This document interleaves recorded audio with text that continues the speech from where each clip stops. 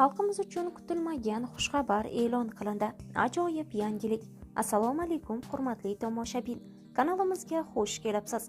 Videoroliklarimiz ostida bir dona like hamda podpisatsiya tugmachasini bosib qo'yishni hamda keng ommaga tarqalishi uchun o'z hissangizni qo'shishni yodingizdan chiqarmang.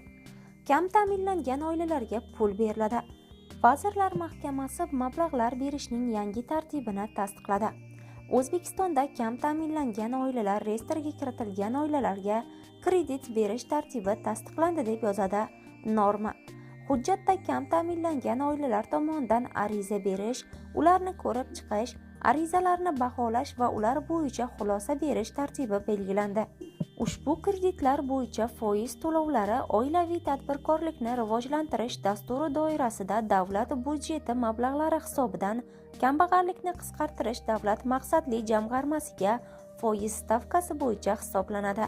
2025-yilda kam ta'minlangan oilalarga kreditlar berish uchun 250 milliard so'm ajratiladi.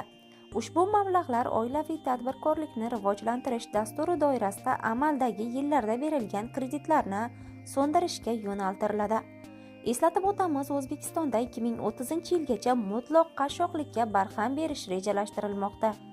Davlat rahbari buning uchun mamlakatda barcha imkoniyatlar borligini ta'kidladi. Kam ta'minlangan oilalarga kreditlar uchun davlat budjetlaridan 100 milliardlab so'm ajratiladi deyilgan ijtimoiy tarmoqlarda tarqalgan xabarlarda.